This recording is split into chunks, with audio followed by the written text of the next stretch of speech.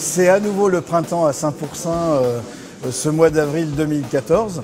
Jean-Marc, dis-nous, ce millésime 2013. On va être sur un millésime qui sera quand même structuré, qui a du fruit, un petit millésime. Quand Jean-Marc vous dit un petit millésime, c'est qu'il y a eu peu de jus dans les vignes, hein, c'est ça? C'est du 31 hecto-hectares, oui, c'est ça? C'est rare, hein. C'est dû à des conditions météo un peu particulières. Hein. On a eu une coulure au mois de juin, de la grêle. Malgré qu'on soit sur une année tardive, on a fait de belles vendanges. Et derrière, donc, on a pu faire, je dirais, des belles cuvées. Monsieur le maire, on nous a parlé d'un espace virtuel. Dites-nous-en un peu plus. Écoutez, c'est simple, hein. Je pense que Saint-Pourçain a été en avance dans le vignoble, puisque c'est le premier vignoble de France et le plus ancien de France.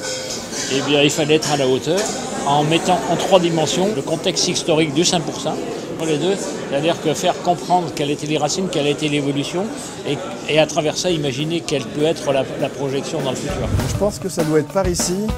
Bonjour. Tout au long de la visite, vous aurez besoin de lunettes. Très bien, des lunettes. Oh, je vais ressembler à un chanteur des années 80.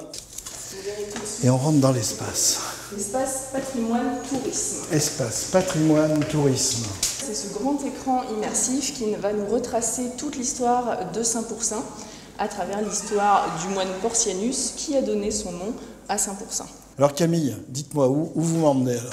Alors là, je vous emmène dans la petite cave. C'est une partie de la destination vignoble où là, on a un carrousel d'images qui va répondre à la gestuelle. Très bien. Le printemps de Saint-Pourçain, la taille de la vigne, le conservatoire des anciens cépages, l'histoire du vignoble.